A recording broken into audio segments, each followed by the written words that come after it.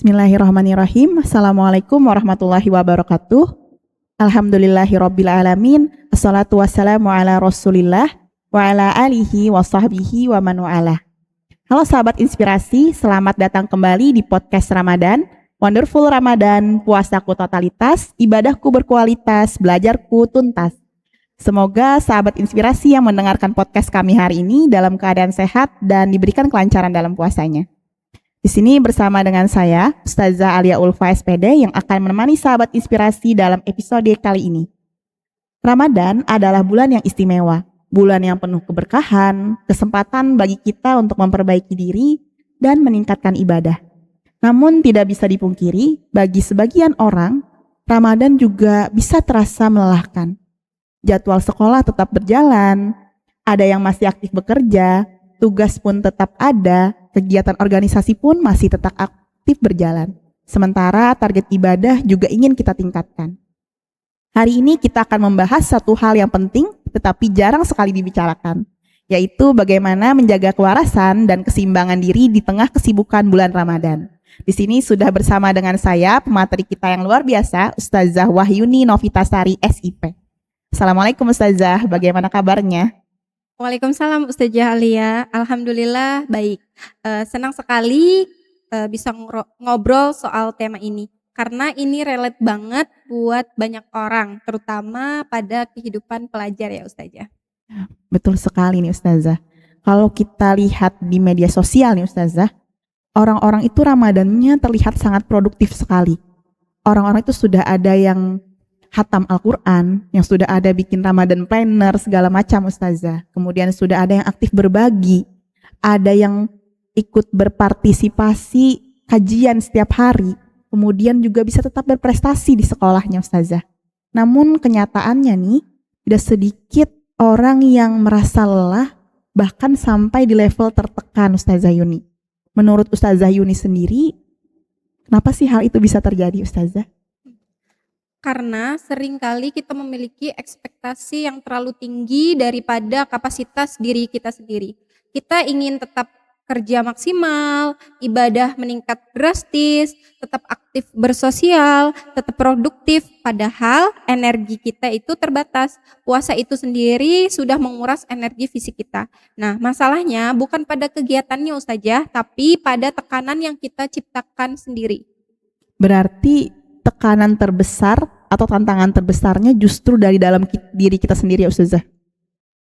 Betul sekali. Kita merasa harus berubah drastis dalam waktu 30 hari selama Ramadan. Padahal perubahan itu adalah sebuah proses. Ramadan bukan ajang perlombaan siapa yang paling banyak, tetapi siapa yang paling konsisten dan ikhlas, istiqomah Ustazah. Masya Allah. Berarti tidak harus yang drastis begitu ya Ustazah. Nah, bagaimana sih Ustazah supaya sahabat inspirasi dan saya pribadi nih bisa menyadari nih Ustazah, kalau sebenarnya kita ini merasa sedang kelelahan secara mental Ustazah? Ada beberapa tanda yang bisa dirasakan, misalnya nih, mudah marah, cepat tersinggung, sulit fokus saat belajar, merasa lelah terus-menerus, atau bahkan merasa ibadah itu sudah menjadi sebuah beban. Padahal Allah Subhanahu wa taala berfirman dalam surat Quran surah Ar-Ra'd yang berbunyi, "Ingatlah hanya dengan mengingat Allah hati menjadi tenang." Nah, kalau ibadah justru membuat kita semakin tertekan, mungkin ada yang perlu diperbaiki dalam cara kita menjalankannya Ustazah. Berarti dari cara kita menjalankannya ya Ustazah, harusnya yang jadi tenang malah jadi gerasak-gerusuk ya Ustazah. Jadi ibadah puasa itu sendiri bukan hanya tentang menahan lapar dan haus ya Ustazah, ternyata tidak sederhana itu, tetapi juga jadi mengelola emosi ya Ustazah. Betul sekali. Puasa bukan hanya soal fisik saja, tetapi juga latihan mengendalikan diri secara keseluruhan. Ya Masya Allah, mantap sekali nih Ustazah Yuni. Sebagai gambaran nih Ustazah, sebagian pelajar itu mungkin takut kalau mengurangi target ibadah terus merasa, oh kayaknya aku kurang maksimal nih. Nah, bagaimana sih menyikapi pikiran-pikiran seperti itu Ustazah? Yang terpenting adalah keseimbangan dan niat diri kita. Islam tidak Islam tidak pernah mengajarkan sesuatu yang memberatkan di luar kemampuan kita. Jika 1 juz sehari terasa berat karena tugas sekolah banyak, mungkin bisa membaca setengah juz, tetapi dengan pemahaman yang lebih baik. Misalnya nih kita baca 1 juz sekali duduk itu kan melelahkan, capek, Iya, apalagi berat kita ya dalam Ustazah. keadaan puasa ya Ustazah. Nah, tipsnya kita itu baca Al-Quran, misalnya kita dapat 1 juz nih, tapi kita nggak sekali duduk bacanya, misalnya habis sholat subuh kita baca beberapa lembar, kemudian aktivitas biasa, kemudian lanjut lagi setelah sholat asar sambil menunggu waktu berbuka puasa nih. Nah, kita lanjutkan bacaan kita. Jadi kita tuh sambil ngabuburit menunggu azan maghrib sambil membaca Al-Quran. Jadi ngabuburitnya itu bersama Al-Quran. Nah, itu Masya Allah. lebih baik sedikit tetapi konsisten dan penuh kesadaran daripada banyak tetapi merasa itu tuh sebuah terpaksa gitu saja. Berarti lebih baik sedikit-sedikit tadi ya Ustazah. Berarti memang kualitas yang lebih penting daripada kuantitas atau banyaknya tadi ya Ustazah.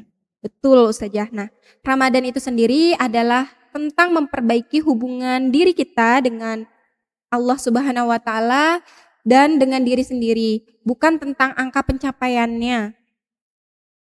Oke. Karena selama ini kan memang pencapaian itu ya Ustazah yang digali-gali. Sudah hatam berapa kali misalkan, sudah berbagi ke berapa banyak orang dan lain-lain. Atau sudah berinfak kemana misalkan dan lain-lain. Nah, boleh berbagi tips praktis nih Ustazah untuk sahabat inspirasi di rumah, terutama anak-anak kita di SMA IT Kordan Hasanah. Bagaimana sih agar tetap bisa seimbang selama Ramadan? Untuk tipsnya, ada beberapa tips dari saya, oke. Pertama, atur ekspektasi secara realistis. Sesuaikan target ibadah dengan jadwal sekolah dan kondisi tubuh. Untuk yang kedua, prioritaskan yang wajib. Pastikan sholat dan puasa terjaga dengan baik. Ibadah yang sunnah silahkan disesuaikan. Yang ketiga, kelola waktu dengan bijak. Buat jadwal sederhana agar tugas sekolah tidak menumpuk. Untuk keempat, kurangi distraksi media sosial.